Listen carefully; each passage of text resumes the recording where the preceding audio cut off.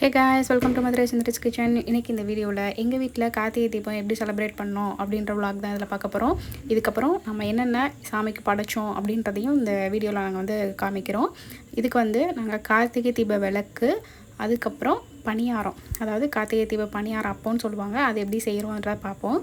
இப்போது அப்பத்துக்கு வந்து அந்த டம்ளர் ஒரு டம்ளர் மாவு பச்சரிசி எடுத்து ஊற வச்சு ஒரு 2 மணி நேரம் இதை ஊற வச்சுக்கணும்.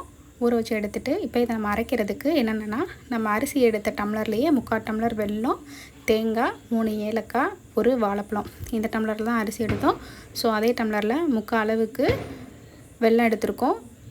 1 கப் தேங்காய், 3 ஏலக்காய், ஒரு வாழைப்பழம், நீங்கள் எந்த வாழைப்பழம் வேணால் போட்டுக்கலாம்.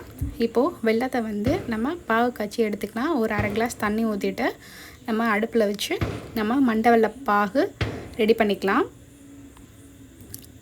நல்லா கட்டி இல்லாமல் நல்லா பாகு காய்ச்சி எடுத்துக்கணும். நம்ம அதுக்குள்ளே மிக்சியில் வந்து நம்ம இதெல்லாம் அரைச்சிக்கலாம். இப்போது நம்ம தேங்காயையும் ஏலக்காயும் போட்டு ஃபஸ்ட்டு அரைச்சிக்கலாம். இந்த மாதிரி அரைச்சதுக்கப்புறம் நம்ம ஊற வச்சுருக்க அரிசியை தண்ணி வடிகட்டிட்டு நம்ம அதில் சேர்த்துக்கணும். இதில் ஒரு பிஞ்ச் உப்பு ஆட் பண்ணிக்கோங்க, அப்போ தான் அதுக்கு வந்து டேஸ்ட் எடுத்து கொடுக்கும். ஸோ ஒரு பிஞ்ச் உப்பு ஆட் பண்ணிக்கலாம். அதுக்கப்புறம் வாழைப்பழத்தை இந்த மாதிரி ஸ்லைஸாக கட் பண்ணி அதோட ஆட் பண்ணிக்கலாம்.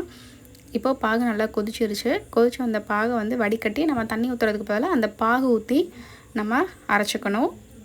இந்த மாதிரி மாவு பதத்துக்கு நீங்கள் அரைச்சிக்கோங்க. இதை வந்து எண்ணெயில் ஊற்றி அப்போ மாதிரி சுடுவாங்க, ஆனால் நாங்கள் வந்து பணியாரம் மாதிரி நாங்கள் ஊற்றிக்கிருக்கோம். நீங்கள் எப்படி வேணால் செய்யலாம். இதை வந்து எண்ணெயில் வந்து அப்போ மாதிரி நீங்கள் செஞ்சுக்கலாம்.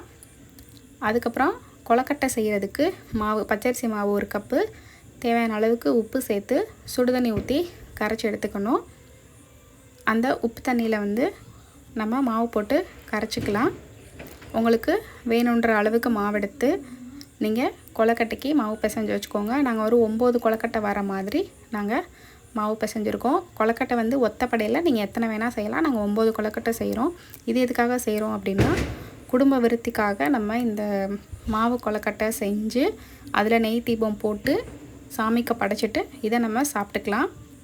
ஸோ இந்த மாதிரி 9 தீபம் நம்ம எடுத்து வச்சுருக்க மாவில் 9 தீபம் மாதிரி நம்ம இதில் செய்யணும். ஒத்தப்படையில் தான் செய்யணும். நீங்கள் எத்தனை விளக்கு வேணால் நீங்கள் செஞ்சுக்கலாம். இதை நம்ம சாமி கும்பிட்றதுக்கு வச்சுட்டு மித்ததை வந்து நீங்கள் செஞ்சு பக்கத்தில் இருக்கிறவங்களுக்கும் நீங்கள் கொடுக்கலாம். நாங்கள் வந்து எங்கள் வீட்டுக்கு மட்டும் நாங்கள் 9 விளக்கு நாங்கள் செஞ்சுருக்கோம். பாருங்கள், இந்த மாதிரி 9 விளக்கு நம்ம ரெடி பண்ணிக்கலாம். இப்போது ரெடி ஆகிடுச்சு. இப்போது நம்ம இதை இட்லி கொப்பரையில் நம்ம வேக வச்சு நம்ம எடுத்துக்கணும். ஒரு 10 நிமிஷம் ஆவியில் வச்சு வேக வச்சு எடுத்துக்கலாம். கொழுக்கட்டை வேகிறது அவ்வளோதான், 10 நிமிஷம் 1/4 மணி நேரம் அதில் நம்ம வேக வச்சு எடுத்துக்கலாம். இது கூடவே சைடில் வந்து நம்ம அந்த பணியாரத்தையும் ஊற்றிக்கலாம். அதுக்கு அடுப்பில் பணியார சட்டி வச்சு நெய்யில் ஊற்றுங்க. எண்ணெயில் ஊற்றினா டேஸ்ட் இருக்காது. ஸோ நெய்யில் ஊற்றுங்க. இந்த மாதிரி நெய்யில் ஊற்றிட்டு நம்ம அந்த எண்ணெய் காஞ்சதுமே கொஞ்சமாக மாவெடுத்து அதில் நம்ம பணியார சட்டியில் ஊற்றிக்கலாம். இது நீங்கள் வந்து ஆப்பச்சட்டியில் அப்போ மாதிரி போட்டாலும் சரி, வடை சட்டியில் அப்போ மாதிரி போட்டாலும் சரி, இல்லை நீங்கள் பணியாரம் மாதிரி சுட்டாலும் சரி, அது உங்களோட விருப்பம்தான். நாங்கள் வந்து இதை பணியாரமாக நாங்கள் ஊற்றிருக்கோம். நீங்கள் வந்து எண்ணெய் ஊற்றி வடை சட்டியில் எண்ணெய் ஊற்றி நீங்கள் அப்போ மாதிரி சுட்டுக்கலாம். நாங்கள் பணியாரம் சுட்டு படைச்சிருக்கோம். இந்த மாதிரி ஊற்றிக்கோங்க. இப்போது ஒரு பக்கம் வெந்துருச்சு. நம்ம இதை திருப்பி போட்டுக்கலாம்.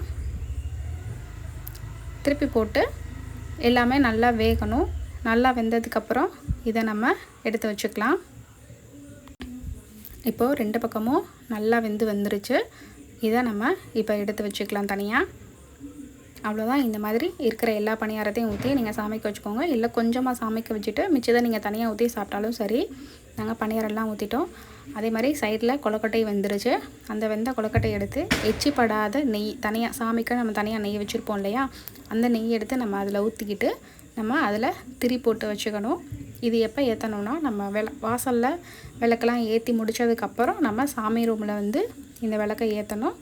அதுக்கு நம்ம நெய் ஊற்றி திரி போட்டு வச்சுக்கலாம். நீங்கள் நல்லெண்ணெய் ஊற்றுறதுனாலும் ஊற்றிக்கலாம். நாங்கள் நெய் ஊற்றி நாங்கள் விளக்கு போட்டோம். இந்த மாதிரி 9 விளக்குலையுமே கொஞ்சமாக நெய்யை ஊற்றி திரி போட்டு வச்சுக்கோங்க. திருவண்ணாமலையில் மகா தீபம் ஏற்றினதுக்கப்புறமா தான் நம்ம வீட்டில் வந்து விளக்கு பொருத்துவோம். அதே மாதிரி அங்கே ஏற்றினோடனே நாங்களும் இங்கே விளக்கு பொருத்திட்டோம். இதுதான் எங்கள் வீட்டில் இன்றைக்கி விளக்கு பொருத்தினது. கீழே வந்து வாசலில் நாங்கள் வைக்கல. ஏன் அப்படின்னா மழை பெஞ்சிட்ருக்கு, பயங்கரமாக மழை பெய்யுது. 2 நாளாக செம்ம மழை.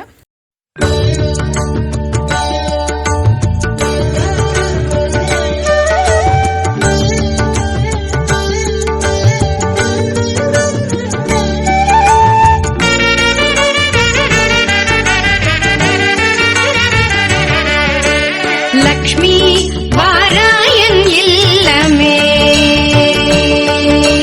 லக்ஷ்மி வாராயன் இல்லமே, ஆலாழி செல்வி வர லக்ஷ்மி வாராயன் இல்லமே. இப்போது நம்ம வாசல்லாம் பொருத்தி முடித்ததுக்கப்புறம் நம்ம உள்ளே வச்சுருக்க மாவு தீபத்தை வந்து நம்ம இப்போ ஏற்றிக்கலாம். இது நம்ம எதுக்கு ஏற்றுறோம் அப்படின்னா குடும்பம் விருத்தி அடையணுன்றதுக்காக தான் நம்ம இந்த விளக்கு ஏற்றுறோம். நீங்கள் வந்து ஒத்தப்படையில் நீங்கள் எத்தனை விளக்கு வேணால் நீங்கள் வச்சு ஏற்றிக்கலாம்.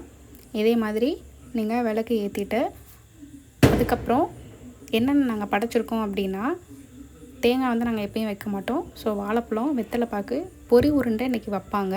ஸோ நாங்கள் கடையில் வாங்கி பொரி உருண்டை வச்சுருக்கோம். அதுக்கப்புறம் நம்ம சுட்டோம்ல அந்த பணியாரம், அது நீங்கள் அப்போ செஞ்சுருந்தா அப்போ வச்சுக்கலாம். இல்லைனா அந்த பணியாரத்தை நம்ம வச்சு நம்ம இதுக்கு சாமி கும்பிடணும். இதுதான் எங்கள் வீட்டு பூஜை ரூமு.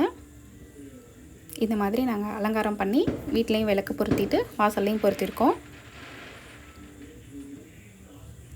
இதுதான் நாங்கள் இன்றைக்கி படைச்சது, பொரி உருண்டை, பணியாரம், அந்த மாவு தீபம். ஸோ நீங்களும் அடுத்த கார்த்திகைக்கு இந்த மாதிரி நீங்கள் எந்த இது தெரியாதவங்க நீங்கள் அடுத்த கார்த்திகைக்கு எங்கள் இதை பார்த்து ட்ரை பண்ணுங்கள். அதுக்கப்புறம் நம்ம சூடம் காமிச்சிட்டு நீர் விளாவிட்டு சாம்பிராணி காமிச்சு கும்பிட்டிங்கன்னா நம்ம வழிபாடு முடிஞ்சது. எல்லாருக்கும் இனிய தீப கார்த்திகை திருநாள் நல்வாழ்த்துக்கள். என்றைக்குமே நம்மளோட வாழ்க்கை இந்த விளக்கு போல் நல்லா பிரகாசமாக இருக்கணும்னு கடவுளை பிரார்த்திக்கிறோம். இந்த வீடியோ உங்களுக்கு பிடிச்சிருந்துச்சுன்னா மறக்காமல் லைக் பண்ணுங்கள், ஷேர் பண்ணுங்கள், கமெண்ட் பண்ணுங்கள், சப்ஸ்கிரைப் பண்ணுங்கள். கூடவே இருக்கிற பெல் ஐக்கானையும் கிளிக் பண்ண மறந்துடாதீங்க. அப்போ தான் நாங்கள் போடுற வீடியோஸ்லாம் வந்து கண்டினியூஸாக உங்களுக்கு வரும். ஸோ மறக்காமல் சப்ஸ்கிரைப் பண்ணி பெல் பட்டனை கிளிக் பண்ணிக்கோங்க. தேங்க்ஸ் ஃபார் வாட்சிங்.